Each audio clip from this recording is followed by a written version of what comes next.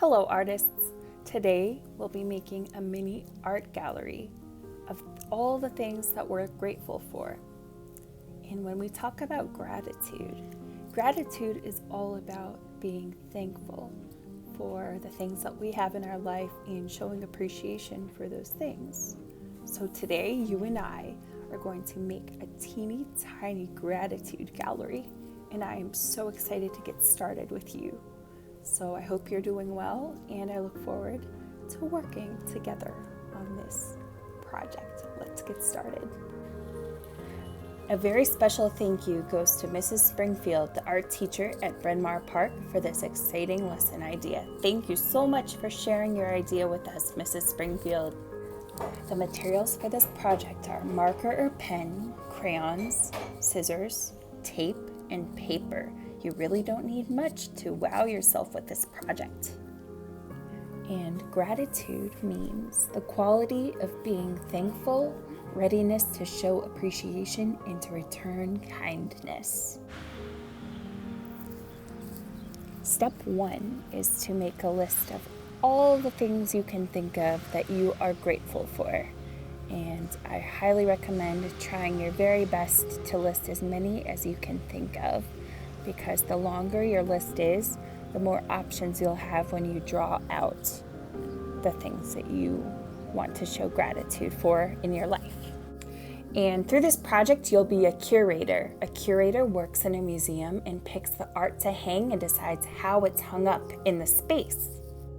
So step number 2 is to find a piece of paper that you have enough room to draw many different frames on. You'll see that I started to draw directly with a permanent marker instead of starting with a pencil. I wanted to draw these freehand, but it's up to you if you choose to use pencil first.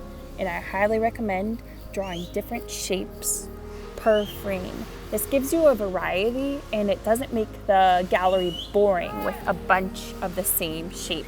And remember to make them many different sizes, small, medium, but don't go too big, because remember, this is the teeny tiny gratitude gallery, and you really want everyone to peek at this project.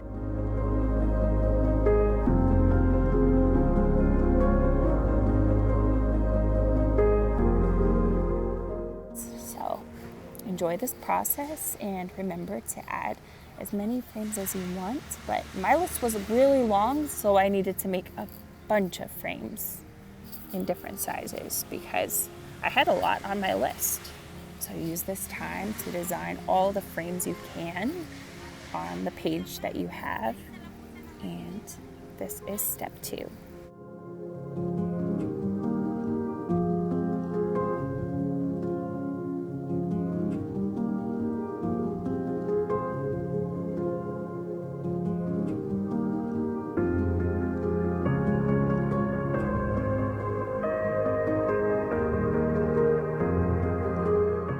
Step 3 is to draw inside of each of your frames. What you're drawing inside of each frame is one of the items off of your list of things that you're grateful for. So take this time, all the time that you need, to draw all the different reasons you are grateful.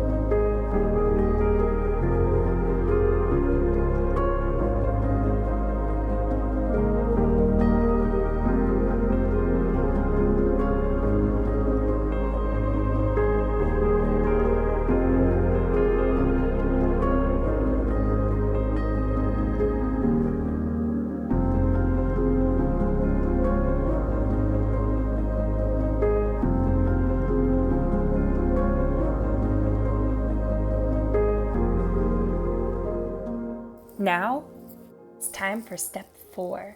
Step 4 is to find where your crayons are and color in each of those different framed artworks. Focus your time and attention to really making each of those artworks stand out strongly with lots of different layers, and choose to use your best effort when you're coloring in your drawings.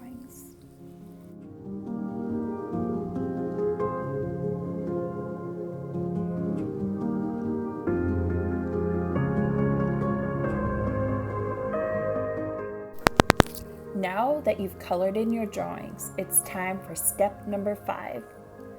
Trade your wide outline marker for a thinner outline pen or pencil. In this case, I chose a fine pen, and I drew little boxes that are the title cards that are attached to each of the frames. This is where you'll be able to title each artwork on display in your teeny tiny gratitude gallery. And I noticed in my artwork that I forgot to fill in some of those spots. So this is your chance to finalize the frames, color those in too, and have really beautiful and strong pieces to add to your gallery.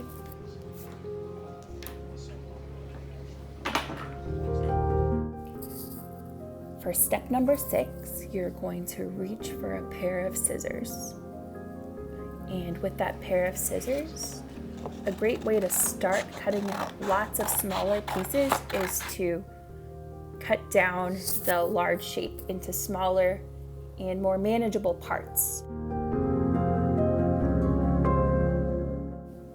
After that, I'm going to cut around all of the different framed artworks very carefully. And when I cut very carefully, I'm holding the paper with my opposite hand, and I'm turning the paper, and I'm never moving the position of the scissors. You notice that my scissors never change direction. The paper is moving as I'm turning it, and that's the safest way to cut something with scissors. So you really want to be as careful as possible, go slow, and take all the time you need to cut out each of your framed works of art.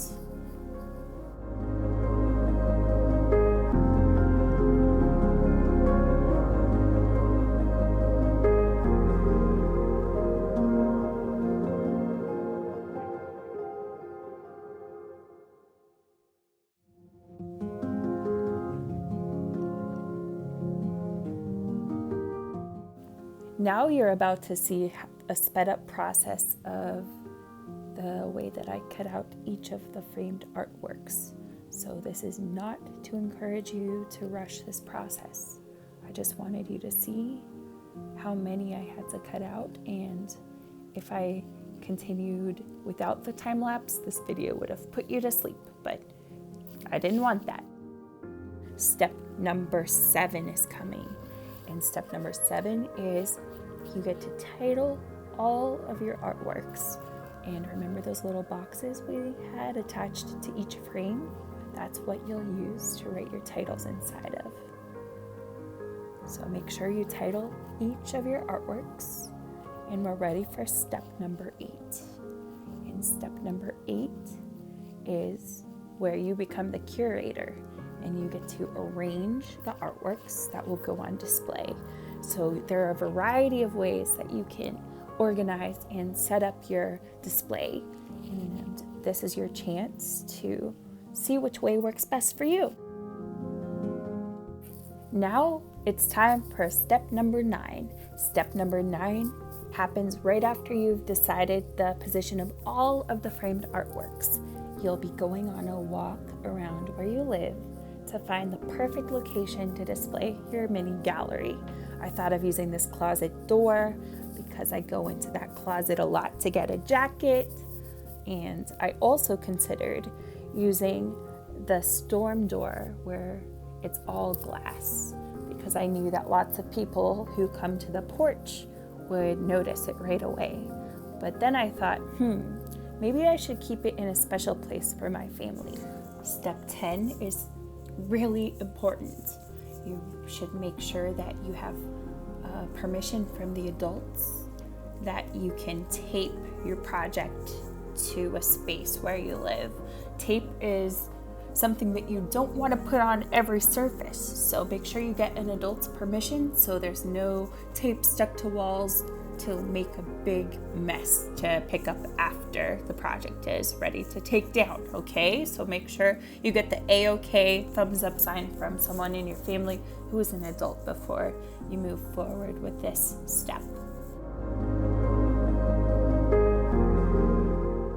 Once you have parents' permission to tape your project, make tiny tape rolls and place them on the back of each framed artwork. And when you're done, you have a teeny tiny gratitude gallery. So this is my tiny gratitude gallery, and I'd like to share with you everything that I've included in mine. So here we have the Smithsonian's. I love going to all the Smithsonian's in Washington, D.C. Nachos, very important food group in my life. Here is my pet canary, Luigi. Here we have the wild countryside and the rolling hills of the Shenandoah. My family, my faith. Here's conversation symbol. I love having conversations that last hours. I'm grateful for coffee, lots of cups of coffee, breakfast foods like bacon and eggs, snail mail, receiving letters from family and friends. Here is my gratitude for music that I'm showcasing through these 3 music notes. Sandbridge Beach and just the ocean itself. I love the ocean, so I'm very grateful for that. Snow, any day that it's snowy outside and I can build a snowman. I love hanging out in the shade of the hammock. So on a nice day or a nice evening, for example, I added that one. I love basking in the sun glow. And one large inclusion I've chosen is one to show my gratitude for creativity in all things art. So here, my friends, we have my tiny gratitude gallery, and I place it on my refrigerator. So whenever I get a snack, I can see it and say thank you. And I look forward to seeing your tiny gratitude gallery. Thank you for stopping by to DeSoto's Art Tutorials, and I am very much looking forward to seeing you in the next video. Don't forget to share your creations with me through email or Twitter. I look forward to seeing what you do when you make a tiny gratitude gallery of your own.